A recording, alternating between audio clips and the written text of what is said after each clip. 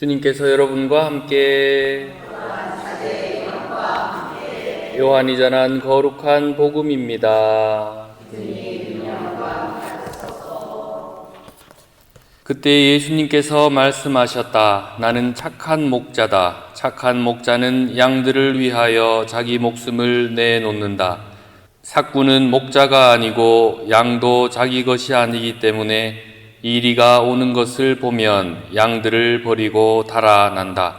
그러면 이리는 양들을 물어가고 양떼를 흩어버린다. 그는 삭군이어서 양들에게는 관심이 없기 때문이다. 나는 착한 목자다.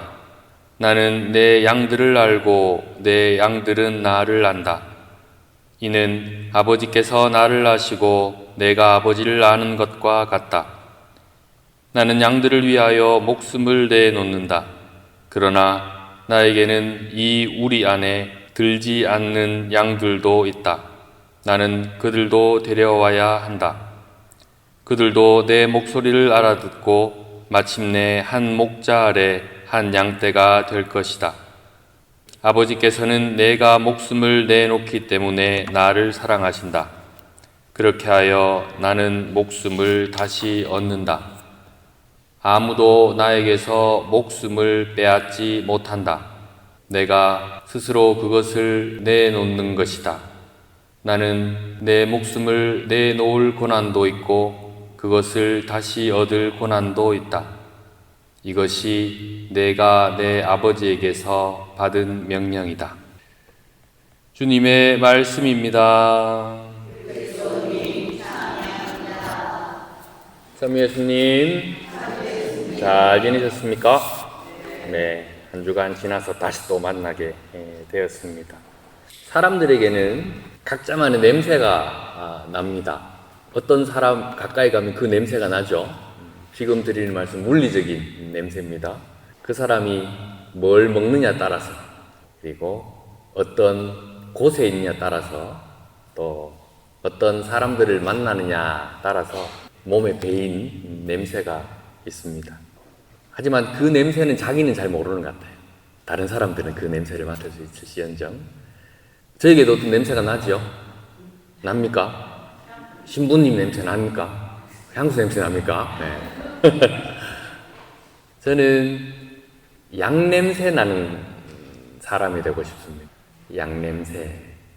신자들과 함께 하면서 내 몸에 배기는 그 신자들의 냄새가 저에게서 났으면 참 좋겠다 희망해 봅니다. 한 10년 전쯤으로 기억되는데 그때 프란치스코 교황님께서 우리 사제들에게 당부하신 말씀입니다.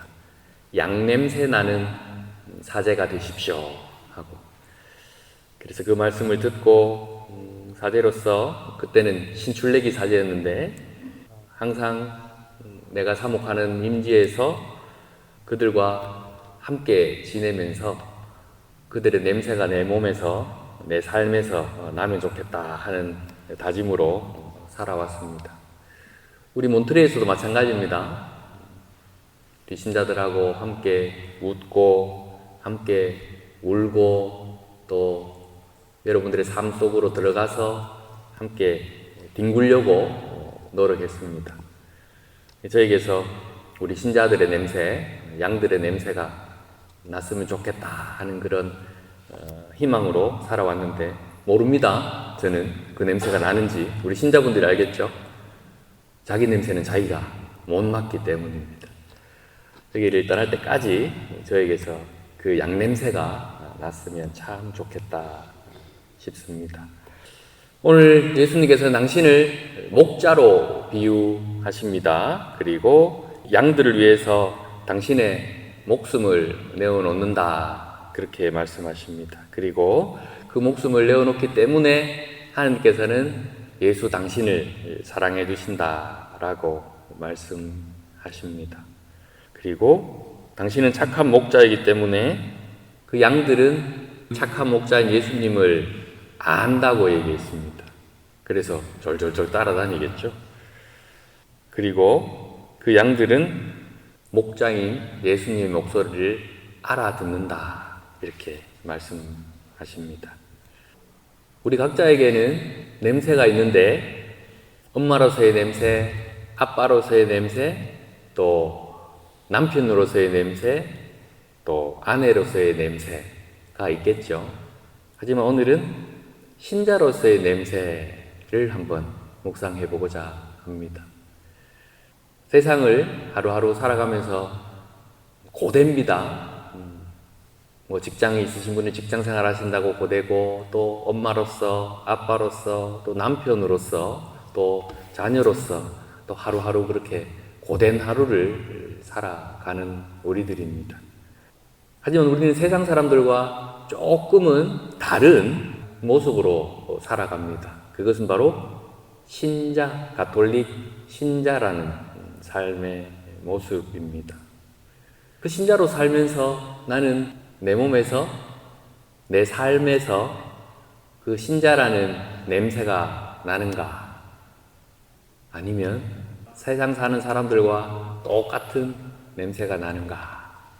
한번 생각해 보아야겠습니다. 하느님이란 분, 또 그리고 오늘 당신을 목자로 비유하신 예수님과 자주 만나고 함께 뒹굴면 그 사람에게도 예수님이라는, 하느님이라는 향이 나겠죠. 하지만 그분을 잊고 그냥 성당에는 오지만 성당문을 나가고 나면 세상 사람들과 똑같이 살게 된다면 그에게는 세상 사람들과 똑같은 냄새가 나게 될 것입니다. 우리의 선택입니다. 제가 양냄새 나는 신부로 살고 싶다 하고 다짐하고 그렇게 살려고 노력하는 것처럼 우리 신자들도 그렇게 살면 좋겠다 하는 생각을 해봅니다. 물론 그것이 쉽지 않음을 잘 알고 있습니다.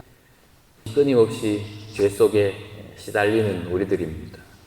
왜 자꾸 그렇게 화가 나는지, 왜 자꾸 저 사람이 미운지, 왜 자꾸 악담을 쏟아내는지, 내 속에서 좋은 게 자꾸 나와야 되는데 왜 자꾸 나쁜 것들이 나오게 되는지, 저녁에 가만히 누워서 후회를 하지만 그 다음 날이 되면 또 똑같은 삶을 살아가는 우리들입니다.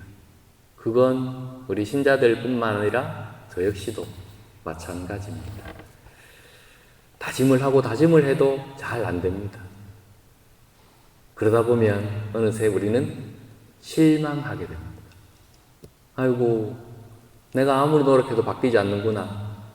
아이고, 내가 아무리 해도 이게 내 모습이니까 그냥 내 하고 싶은 대로 살아야 되겠다. 난 더 이상 이렇게는 못 살겠어. 하고 자기를 합리화하기도 합니다. 그것이 바로 죄의 유혹인 것이죠. 그것이 바로 양울이 바깥으로 나가고 싶은 마음인 것이죠. 실망하지 않는 것이 중요합니다. 우리가 하루하루 살면서 겪게 되는 그런 유혹들, 또 그리고 화냄, 분노, 또 악습들, 그것들은 죽을 때까지 싸워야 할 대상입니다. 하지만 그 속에서 우리가 절대 하지 말아야 될 것은 실망하는 것입니다. 그리고 포기하는 것입니다. 나 자신에게 자꾸 실망하다 보면 우리는 포기하게 됩니다. 그 포기가 계속해서 내 머릿속을 떠나지 않고 이어지게 되면 결국 우리는, 제가 쓰기 싫어하는 표현이지만, 냉담을 하게 되죠. 내가 이렇게 해서 성당 다녀본들 뭐 하겠나? 내가 이렇게 해서 하나님 믿는다고 할 수 있겠는가? 내가 이렇게 해서 신자라고 할 수 있겠는가? 하고 하느님을, 또 신자의 길을 포기하고 싶을 때가 있습니다. 하지만 실망하지 않고 포기하지 않아야 됩니다. 오늘 예수님께서 이렇게 말씀하시죠. 나는 양들을 위하여 내 목숨을 내어 놓는다. 그들은 내 목소리를 알아듣고 마침내 한 목자 아래 한 양떼가 될 것이다. 세상 사람들이 가지지 못한 그 무엇을 우리는 가지고 있습니다.